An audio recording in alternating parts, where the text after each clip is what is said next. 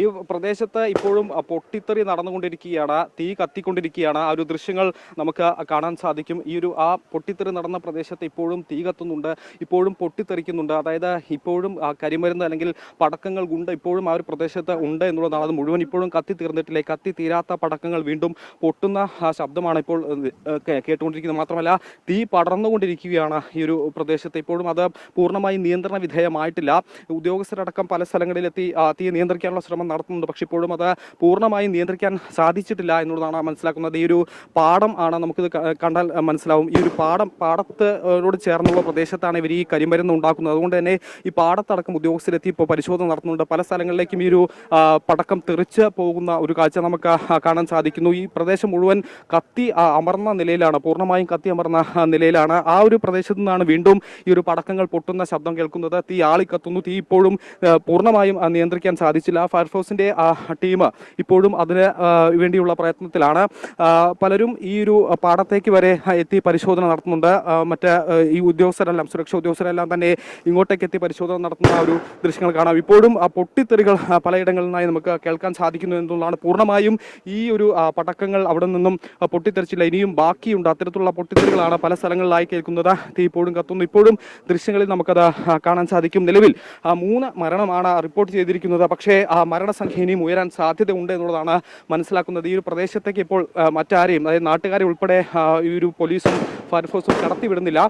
അത്രത്തോളം ഒരു പ്രശ്നബാധിത അല്ലെങ്കിൽ അത്രത്തോളം സുരക്ഷ ഇല്ലാത്തൊരു പ്രദേശമായി ഇത് മാറിക്കഴിഞ്ഞിരിക്കുന്നു. അതുകൊണ്ട് തന്നെ ആരെയും ഇങ്ങോട്ട് നിലവിൽ കടത്തിവിടുന്നില്ല. പക്ഷേ ഈ മരണസംഖ്യ സംബന്ധിച്ച് ഇനി വരും മണിക്കൂറുകൾ കൂടുതൽ വിവരം പുറത്തു വരുമെന്നുള്ളതാണ്. പ്രാഥമികമായി ഇപ്പോൾ 3 പേർ മരണപ്പെട്ടു എന്നുള്ളതാണ് നമുക്ക് ഇവിടെ നിന്നും മനസ്സിലാക്കാൻ സാധിക്കുന്നത്.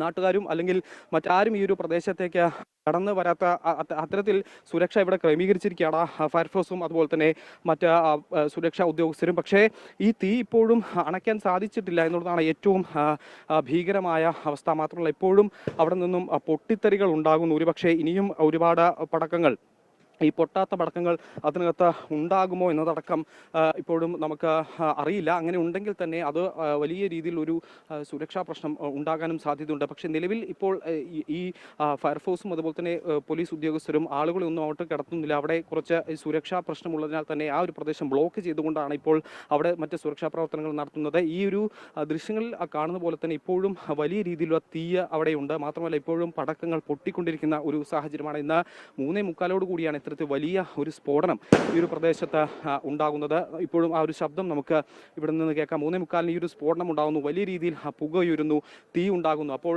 നാട്ടുകാരും ഇത് കണ്ട് ഭയന്ന് പെട്ടെന്ന് തന്നെ പോലീസിനെയും ഫയർഫോഴ്സിനെയും വിവരം അറിയിക്കുകയായിരുന്നു. ഈ ഒരു പ്രദേശത്തിന്റെ ഒരു ടെറൈൻ നോക്കിയാൽ നമുക്ക് മനസ്സിലാവും. ഇത് പാടം ആണ്. ഞാൻ നേരത്തെ സൂചിപ്പിച്ചു, ഈ ഒരു പാടത്താണ് വർഷങ്ങളായി ഇവർ ഈ ഒരു വെടിക്കോപ്പ് നിർമ്മാണം നടത്തുന്നത്. ഇത് ഒട്ടും സുരക്ഷിതമല്ലാത്തൊരു പ്രദേശമാണ് എന്ന് പറയാം. കാരണം തുറന്ന ഒരു പ്രദേശമാണ്. അല്പം അടുത്തും ഇത്തരത്തിലുള്ള പ്രദേശവാസികളെല്ലാം നിൽക്കുന്ന അല്ലെങ്കിൽ ഉള്ള ഒരു സ്ഥലം കൂടിയാണ്. ഈ ഒരു പ്രദേശത്താണ് വർഷങ്ങളായി ഇത്തരത്തിൽ തിരുവമ്പാടി വിഭാഗത്തിൻ്റെ ഈ ഒരു വെടിക്കോപ്പ് നിർമ്മാണം നടക്കുന്നത് എന്നുള്ളതാണ് ഏറ്റവും പ്രധാനം.